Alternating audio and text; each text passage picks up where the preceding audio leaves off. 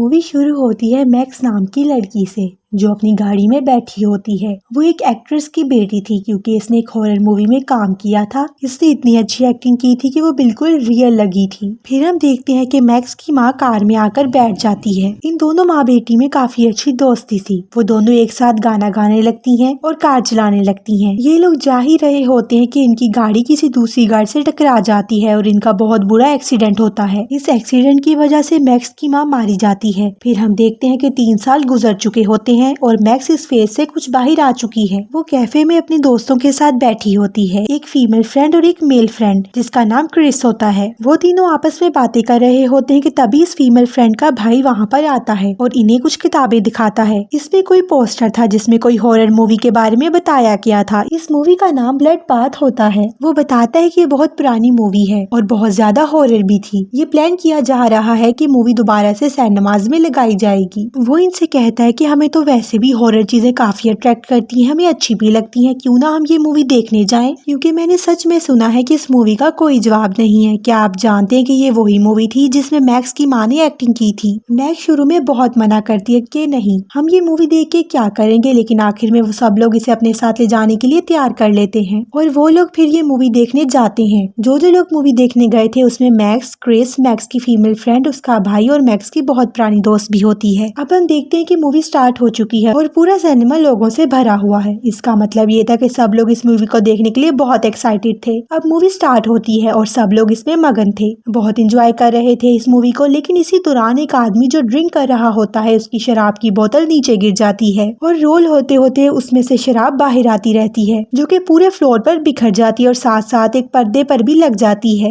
लेकिन क्योंकि सब मूवी में बिजी थे तो कोई भी उसकी बात को नोट नहीं करता। वहीं पर एक आदमी सिगरेट भी पी रहा होता है। इसकी सिगरेट की चिंगारी जब इस जगह पर जाके गिरती है तो वहाँ पर बुरी तरह से आग लग जाती है। देखते ही देखते पूरे हॉल में आग लग जाती है। मैक्स बहुत ज्यादा परेशान हो जाती है कि तभी इसे एक बहुत बड़ी छुरी दिखाई देती है और बाहर जाने का उसे कोई रास्ता भी नहीं दिखाई दे रहा होता। तो वो प्रोजेक्टर की स्क्रीन पर मूवी लगी होती है, इसको इस नाइफ से काटकर इसके अंदर चली जाती है ताकि वो और उसके दोस्तों की जान बच जाए। लेकिन इस स्क्रीन के दूसरे पार जाते ही सब लोग बेहोश हो जाते हैं। जब इन लोगों की आंख खुलती है तो ये किसी जंगल में होते हैं। इनके आसपास बहुत दरख्त थे। इनको कुछ समझ में नहीं आता कि ये लोग कहाँ पर हैं। ये लोग इधर उधर जाने लगते हैं कि तभी वहाँ पर एक कार आती है और इसमें एक मेल और एक फीमेल बैठी होती है। वो ये देखकर हैरान रह जाते कि ये तो वही कैरेक्टर्स हैं जो कि ब्लड पाथ में मूवी में थे। इन लोगों को अपनी आंखों पर यकीन ही नहीं आता, लेकिन इनके साथ ऐसा दोबारा होता है। वो गाड़ी वहाँ पर सेम कैरेक्टर्स के साथ वहाँ आती है और रुक जाती है। वो समझ जाते हैं कि ये लोग पुराने जमाने में आ चुके हैं और वो इसमें फंस चुके हैं। हो सकता है ये तब तक इस मूवी में फंसे रहें जितने मिनट्स की ये मूवी है और वो इस सच्चाई को कबूल कर लेते हैं और सोचते हैं कि अब हम लोगों को क्या करना है। वो लोग अपनी कैरेक्टर्स की कार में जाकर बैठ जाते हैं। मैक्स जो पीछे मुड़कर देखती है तो उसकी माँ भी उसी कार में बैठी होती है। ये देखकर उसकी आंखों में आंसू आ जाते हैं क्योंकि वो अपनी माँ से बहुत प्यार करती थी और इनकी मौत के बाद वो उन्हें अब कितनी देर बाद देख रही थी। अब मूवी के कैरेक्टर्स एक घर में जाते हैं क्योंकि इन लोगों का किसी पार्टी का प्लान था। वो लोग मैक्स को भी इनवाइट करते हैं कि तुम अपने फ्रेंड के साथ हमारी पार्टी में आना। अब यहाँ अच्छी बात ये थी कि इन सब ने यानी मैक्स और इनके फ्रेंड्स ने ये मूवी पहले भी काफी बार देखी हुई थी, इसलिए इन लोगों को पता था कि स्टोरी में आगे क्या होने वाला है। इसलिए इनके लिए स्टोरी आसान हो जाती है। ये लोग ये भी जानते थे कि इस मूवी में एक ऐसा भी किलर है जो सारे लोगों को मारता है। इन लोगों को जो एक साथ पार्टी में होंगे या कहीं पर गैदरिंग होती होगी। वो लोग जंगल में आगे बढ़ने लगते हैं कि तभी ये कपल को देखते हैं जो कि एक साथ होते हैं और तभी वहाँ पर वही किलर भी आ जाता है और इन लोगों को मार देता है। ये लोग समझते हैं कि ये फेक हो सकता है क्योंकि ये मूवी है। वो लोग इजी थे, ये किलर हमें कुछ नहीं कह सकता क्योंकि हम तो मूवी के कैरेक्टर्स हैं भी नहीं। मैक्स की फीमेल फ्रेंड का भाई भी इसी बात को लेकर काफी चिल था, लेकिन वो जैसे ही आगे बढ़ता है किलर इसे एक बहुत बड़े नाइफ से मार देता है और इनकी ये गलतफहमी दूर हो जाती है कि किलर इन्हें नहीं मार सकता। अब 4 लोग बचे थे यानी क्रिस, मैक्स और मैक्स की दोनों फीमेल फ्रेंड्स। ये भागकर इस घर की तरफ वापस आती हैं। मैक्स अपनी फीमेल फ्रेंड को समझाती है कि आइंदा से हम एक दूसरे को खोने नहीं देंगे और ना ही एक जगह पर इकट्ठे होंगे। अब ये सब लोग अलग-अलग इस मूवी के एक एक कैरेक्टर के पास चले जाते जाते हैं। तभी हम देखते हैं कि ब्लैक कपड़ों में एक औरत वहाँ पर आती है और ये वही औरत थी जो ब्लड पाथ मूवी में सबसे आखिर में बच जाती है, यानी सर्वाइवर थी इस मूवी की। ये सब लोग इस किलर के बारे में बात करने लगते हैं और तभी हम देखते हैं कि मैक्स और उसकी बाकी फ्रेंड्स पास्ट में चले गए हैं। उन्हें पास्ट का एक सीन दिखाया जाता है जिसमें इस किलर का बचपन और इसकी चाइल्डहुड मेमोरीज दिखाई गई थी। स्कूल के कुछ बच्चे समर कैंप में आए होते हैं और इस किलर बच्चे को बाकी सब बच्चे बुली कर रहे होते हैं। बिली एक छोटी सी जगह पर छुप जाता है लेकिन वो बच्चे वहाँ पर पटाखे फेंक देते हैं जिसकी वजह से उसे चोट आती है और उसका चेहरा पूरी तरह से खराब हो जाता है। फिर कुछ टाइम के बाद वो अपने लिए फेस मास्क तैयार करता है जिससे वो अपना पूरा चेहरा छुपा सके और अब निकल पड़ता है वो बदला लेने के लिए और वो एक बड़ा सा चाकू लेकर सबको मारने चला जाता है और जब वो सबको मार देता है तो इसमें से कुछ खून के कतरे मैक्स की फीमेल फ्रेंड के मुंह पर भी गिरते हैं। इसके साथ इनका ये पास्ट का विजन यहीं पर खत्म हो जाता है और ये लोग आ जाते हैं मूवी के सीन में। मैक्स के दोस्त के मुंह पर यहाँ भी खून के छींटे पड़े होते हैं जिसे देखकर सब डर जाते हैं कि इसके चेहरे पर खून कहाँ से आया और सब लोग भागने लगते हैं। जिन दो कैरेक्टर्स को हमने मूवी में देखा सबसे शुरू में, वो अपनी गाड़ी लेकर वहाँ से दोबारा चले जाते हैं लेकिन अचानक से वो लड़का गाड़ी से बाहर आकर गिरता है और वो बहुत बुरे तरीके से बेंड होकर मर जाता है। इनकी गाड़ी भी ब्लास्ट हो जाती है। अब वो औरत जो ब्लैक ड्रेस पहनकर आई थी और इस मूवी की सर्वाइवर थी वो भी इस एक्सीडेंट में मारी जाती है। यानी कि अब जो भी इसमें हो रहा था इसका इस मूवी की रियल स्टोरी के साथ कोई लेना देना नहीं था। यानी मैक्स और इसकी फ्रेंड ने ये मूवी देखी हुई थी लेकिन इसका इनको कोई फायदा नहीं था क्योंकि मूवी स्टोरी के मुताबिक नहीं चल रही थी। मैक्स इन मूवी के कैरेक्टर्स को बताती है कि हम फ्यूचर से आए हैं और असल में सच्चाई क्या है, हम किस तरह से इस मूवी में आ गए। तो वो लोग इनकी बात को समझ जाते हैं क्योंकि इन लोगों की ड्रेसिंग से भी यही लग रहा था कि ये लोग फ्यूचर से आए होंगे। वो लोग सोचते हैं कि कब क्या किया जाए। तब क्रिस उन्हें एक बोर्ड पर कुछ समझाने लगता है। वो इस पर कुछ ड्रॉ करता है और फिर सबको अपना प्लान समझाने लगता है। वो कहता है कि हम घर में पूरी तरह ट्रैप्स लगा देंगे और जानबूझकर पार्टी म्यूजिक बजाएंगे ताकि इस किलर को ये लगे हम सब एक जगह पर हैं और जैसे ही वो यहाँ पर आएगा और ट्रैप में फंस जाएगा हम इसे पकड़ लेंगे और फिर वो मारा जाएगा और यही एक तरीका है इस मूवी से बाहर आने का। अब सब लोग ट्रैप लगाने में मगन हो जाते हैं। इसी दौरान मैक्स अपनी माँ के पास जाती है जो कि अभी बहुत यंग थी। इसकी इस टाइम तो अभी शादी भी नहीं हुई होती। वो इसे सब कुछ बताती है कि मैं आपकी बेटी हूँ। वो कहती है कि अगर किलर मारा गया तो मैं आपको अपने साथ ले जाऊंगी। फिर हम देखते हैं कि घर में हर तरफ ट्रैप्स लग जाते हैं। अब पार्टी म्यूजिक बजाया जाता है और इन मूवी कैरेक्टर्स में से एक लड़की को कहा जाता है कि डांस करना शुरू करे ताकि आवाज सुनकर वो किलर आए और बिल्कुल ऐसा ही होता है। जैसे ही वो म्यूजिक बजाया जाता है तो वो किलर इनकी तरफ बढ़ता है और ये देखकर वो कैरेक्टर जो डांस कर रही होती है काफी डर जाती है और इसके पाँव इस ट्रैप में आ जाते हैं जिसकी वजह से वो गिर जाती है और इसके मुंह को एक लोहे का ट्रैप बुरी तरह से जकड़ लेता है जिससे इसकी मौत वहीं पर हो जाती है। अब ये दरवाजा बंद कर देते हैं और इस दरवाजे के पीछे एक तलवार थी। इन लोगों ने वहाँ पर एक बहुत बड़ी लकड़ी को बांधकर एक ट्रैप बनाया हुआ था जिसको रस्सियों से बांधा गया था। ये लोग ऊपर जाकर इस रस्सी को काट देते हैं जिसकी वजह से बहुत बड़ी लकड़ी नीचे गिर जाती है और बिल इस तलवार में जाकर लगता है। ये तलवार इस किलर के आर पार हो जाती है। ये बहुत खुश थे कि वो लोग कामयाब हो गए और उन्होंने किलर को मार डाला है लेकिन ऐसा हरगिज नहीं था। वो जिंदा हो जाता है और मूवी के एक और कैरेक्टर को मार डालता है। मैक्स और क्रिस को एक और आइडिया आता है। वो कुछ एरोज लेती हैं यानी तीर, इन पर आग लगाकर इस किलर पर शूट करने लगती हैं जिसके बाद ये सब लोग ऊपर आ जाते हैं। इन लोगों ने इस रास्ते में भी ट्रैप लगाया हुआ था, एक ऐसी बाल्टी जिसमें पेट्रोल था। होता ये है कि जब ये पेट्रोल इस किलर पर गिराया जाता है तो ऐसे ही उसे आग लग जाती है लेकिन इनका ये ट्रैप फंस जाता है। वो बाल्टी वहाँ पर अटक जाती है यानी स्ट्रक हो जाती है जिसकी वजह से किलर पर पेट्रोल नहीं गिरता और वो इनके पास आ जाता है। यहाँ पर मैक्स की दोनों फीमेल फ्रेंड्स होती हैं। वो जैसे तैसे करके इन पर पेट्रोल दोबारा फेंकने की कोशिश करती हैं और वो इस बार कामयाब हो जाती हैं लेकिन पूरे कमरे में आग लगने की वजह से खुद भी जल जाती हैं। अब इस मूवी में जो लोग बचे थे इनमें मैक्स, क्रिस और मैक्स की मदर थी। फिर हम इस किलर को दोबारा से जिंदा होते देखते हैं। इसको आग में जलने से भी कोई फर्क नहीं पड़ा था। वो उठकर इनके पीछे आने लगता है। ये लोग जंगल में भागने लगते हैं। वो किलर क्रिस पर हमला कर देता है और इसे जख्मी कर देता है। इसके बाद वो मैक्स की माँ को उठाकर वहाँ से ले जाता है। मैक्स क्रिस को उठाती है और इसे एक चर्च में ले जाती है और इसे कहती है कि तुम जख्मी हो, तुम यहाँ पर रुको और अपना ख्याल रखो